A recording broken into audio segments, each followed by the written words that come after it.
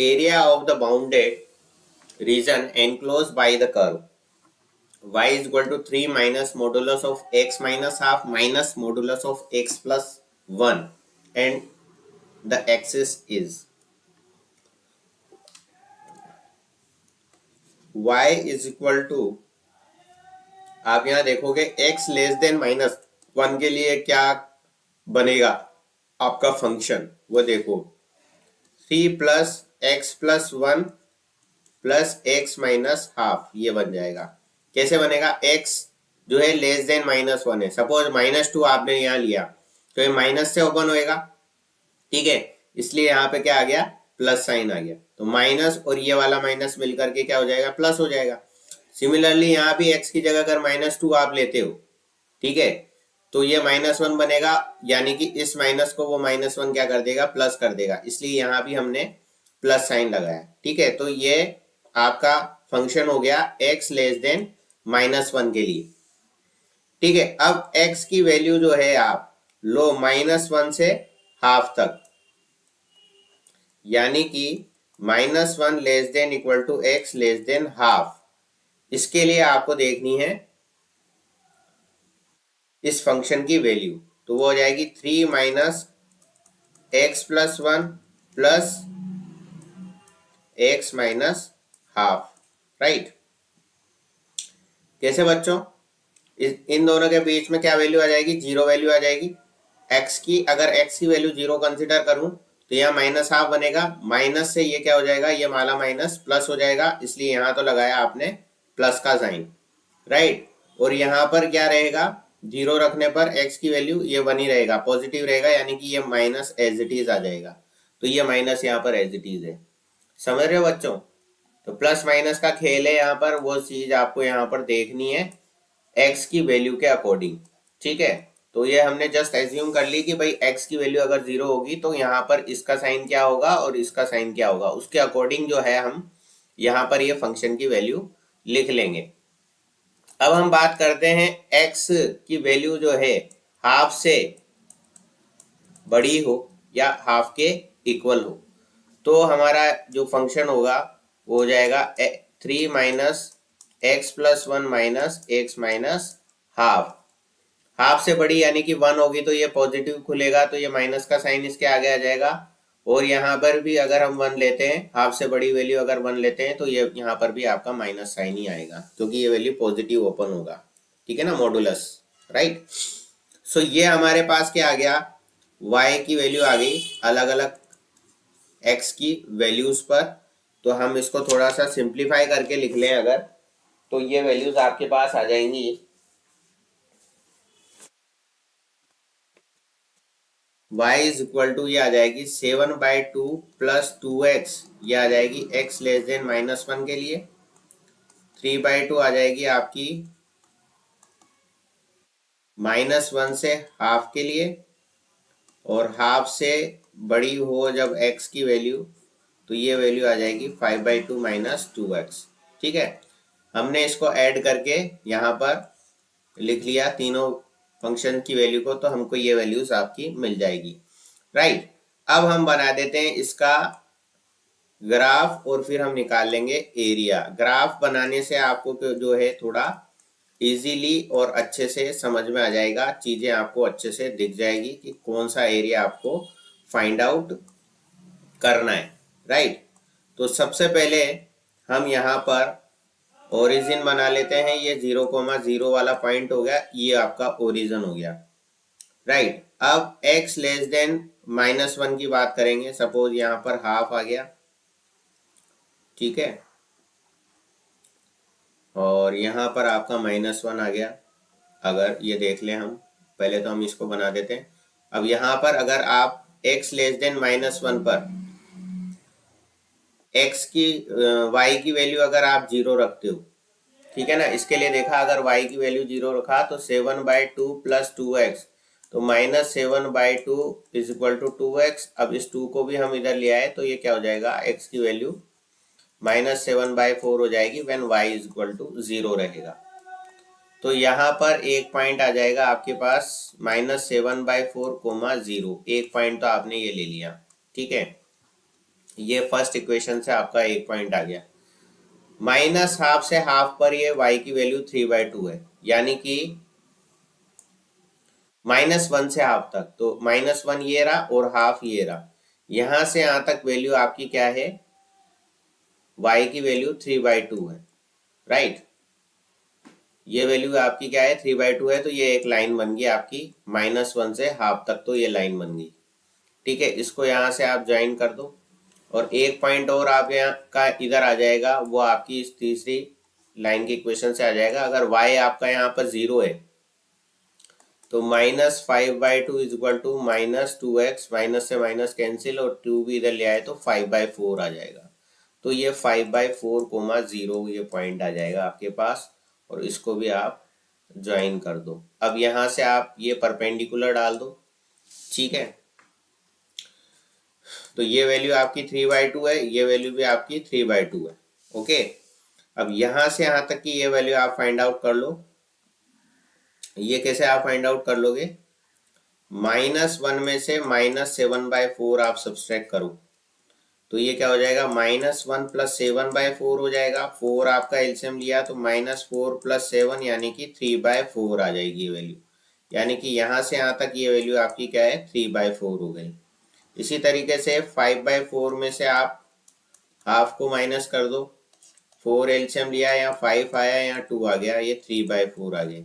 ये वैल्यू भी आपकी क्या, 3/4 आ गई। अब आपको एरिया निकालना है, तो इस एरिया को, इस एरिया को और इस एरिया को आप क्या कर दोगे, निकाल करके ऐड कर दोगे, तो दो तो आपके यहाँ पे ट्राइंगल बन रहे हैं, ठीक है, और एक ये वाला एरिया बन रहा है, ठीक है।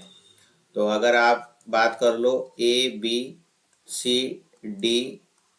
और F की, राइट, सो यहाँ पर आपका क्या हो जाएगा,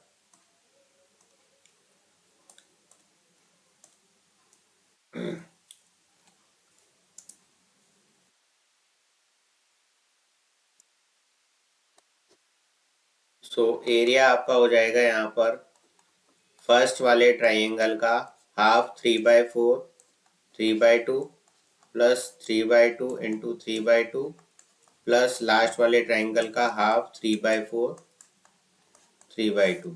ठीक है, इसको सॉल्व करेंगे हम, तो ये हमारे पास आएगा 27/8 स्क्वायर यूनिट्स। ठीक है, तो इस तरीके से आपका सॉल्व करके पूरा एरिया आपका फाइंड आउट हो जाएगा। ठीक है बच्चों, नेक्स्ट क्वेश्चन है आपका, the area enclosed by y square is equal to 8x and y is equal to √2x that lies outside the triangle formed by y is equal to √2x, x is equal to 1 and y is equal to 2√2 is equal to,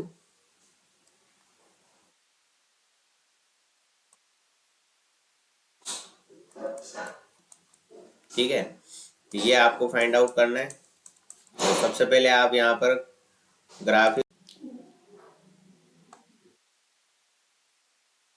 graph हम बना देते हैं। यहाँ पर ये x axis हो गया आपका,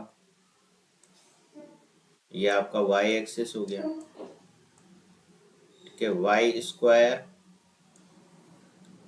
इज इक्वल टू 8x आपका ये हो जाएगा,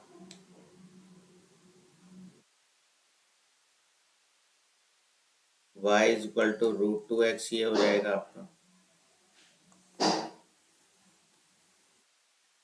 y इज इक्वल टू 2√2 ये हो जाएगा आपका, और y x is equal to 1 वाली लाइन आपकी ये हो जाएगी।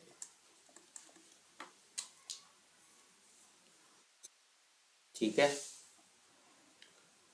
अब ये देख लो, एक ट्रायंगल बन रहा है, ये ए बी और ये आपका आ गया सी।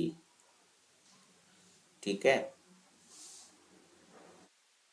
और आपको फाइंड आउट करना है ये वाला एरिया और ये वाला एरिया, ठीक है ना, इस ट्राइंगल को छोड़ करके। क्वेश्चन में आपको यही बोला है, area of enclose curve y square equal to sx and y is equal to √2x that lied outside the triangle form y is equal to √2x, x is equal to 1 and y is equal to 2√2, right.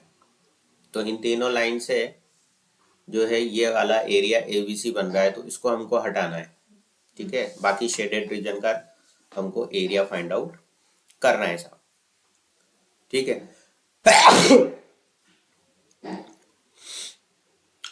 तो सबसे पहले हम B point निकाल लेते हैं। ये B point के लिए ये वाली जो लाइन है y is equal to √2x और x इज इक्वल टू 1, इससे ये पॉइंट आ जाएगा। x इज इक्वल टू 1 रखेंगे तो y इज इक्वल टू √2 आ जाएगा, यानी कि यहाँ पर y कोऑर्डिनेट √2 है, यानी कि ये वाली वैल्यू आपकी √2 आ जाएगी, ठीक है। अब सी पॉइंट भी आप देख लो, y इज इक्वल टू यहाँ पर 2√2 है और x की वैल्यू यहाँ पर है y is equal to √2x, तो y is equal to √2x है और यहाँ y की वैल्यू है 2√2, तो 2√2 यहाँ रखा आपने और ये हो गया √2x, तो ये आपका x की वैल्यू यहाँ पर आ रही है 2, ठीक है। तो ये वाली वैल्यू आपकी 2 हो जाएगी, ये x इज इक्वल टू 1 है, ठीक है। और ये वाली वैल्यू भी आप निकाल लो, ये वैल्यू आ रही है आपकी 4, ये कर्व है और ये वाली लाइन है, तो y square is equal to 8x curve है और y is equal to √2x जो है आपकी लाइन है। तो यहाँ से y square is equal to 2x square आ जाएगा, तो 8x is equal to 2x square आ जाएगा, तो यहाँ से 4 आ जाएगा, तो x square minus 4x is equal to 0, so यहाँ से आ जाएगा x इज इक्वल टू 0 और x इज इक्वल टू 4। तो ये वाला पॉइंट आपका यहाँ पर क्या आ जाएगा, x की वैल्यू 4 आ जाएगी, यानी कि ये 4 यहाँ पर आएगा। तो इसको अगर हम देखें तो ये 4,0 वाला पॉइंट होगा, ठीक है। तो आपके सारे पॉइंट्स निकल गए और यहाँ पर ये वाला पॉइंट क्या हो जाएगा आपका 4√2 हो जाएगा, क्योंकि x की वैल्यू 4 है तो यहाँ y की वैल्यू क्या आ जाएगी 4√2 आ जाएगी, ठीक है। ये इस इक्वेशन से अब आप देख लो, ये तो सारे हमने पॉइंट निकाल लिए, ये तो हमने सब रफ वर्क करा, रफ वर्क करके हमने क्या क्या निकाल लिया यहाँ पर इस ग्राफ पर, ये पॉइंट निकाल लिए, ताकि अब हमको इसको सॉल्व करना थोड़ा सा आसान हो जाएगा। अब यहाँ से यहाँ तक वैल्यू देखो आप, ये वैल्यू कितनी है 1 है, 1 से 2 तक ये वैल्यू क्या हो जाएगी 1 हो जाएगी, यानी कि AC की वैल्यू 1 हो गई और AB की वैल्यू यहाँ से यहाँ तक जो है, यहाँ से यहाँ तक जो है वो क्या हो जाएगी आपकी, क्योंकि ये 2√2 है और ये √2 है, तो ये वाली वैल्यू क्या हो जाएगी आपकी AB की वैल्यू √2 हो जाएगी और AC की वैल्यू 1 हो जाएगी, ठीक है। तो एरिया ऑफ ट्राइंगल तो आ गया यहाँ पर। सबसे पहले हमने एरिया ऑफ ट्राइंगल निकाला, हाफ ऑफ √2 इंटू 1, यानी कि √2/2 ये आ जाएगा। अब रिक्वायर्ड एरिया निकालना है साहब, सो द रिक्वायर्ड एरिया आपका क्या हो जाएगा, वो हो जाएगा 0 से 4 तो लिमिट हो गई आपकी, है ना, 0 से 4 तो लिमिट हो गई और इस कर्व में से इस लाइन को घटाना है आपको, कर्व, ठीक है बच्चों। तो यहाँ पे क्या करना है, कर्व में से लाइन को घटाएंगे तो हमारे पास यहाँ पर आ जाएगा √8x माइनस √2x dx, ठीक है। और आपको एरिया को भी घटाना पड़ेगा, ये वाला एरिया, ठीक है ना, क्योंकि कर्व में से लाइन को घटा देंगे तो ये पूरा एरिया कंसिडर आएगा जिसमें ये ट्राइंगल भी आ जाएगा, तो इस ट्राइंगल को रिमूव करना पड़ेगा क्योंकि ये शेडेड रीजन के अलावा वाला रीजन है और यही हमसे बोला है कि इसको हटाना है क्वेश्चन में, ठीक है। तो अब हम इसको सॉल्व कर लेंगे, ठीक है। सिंपल इंटीग्रेशन है, √8 तो बाहर आ जाएगा और integration of √x from 0 to 4 dx, यहाँ √2 बाहर आ जाएगा, integration from 0 to 4x dx और ये आ जाएगा √2/2, राइट। सो √8 यहाँ पर आ जाएगा x की power 3/2 upon 3/2, integration from 0 to 4 minus √2 x square by 2 0 to 4 और √2/2, ठीक है, ये आ जाएगा। अब इसको हम सॉल्व कर लेते हैं, तो ये आएगा 2/3 इंटू √8, यह आ गया 4 की power 3/2 minus √2 upon 2 4 square minus √2/2। ठीक है, सिंप्लीफाई करेंगे हम इसको।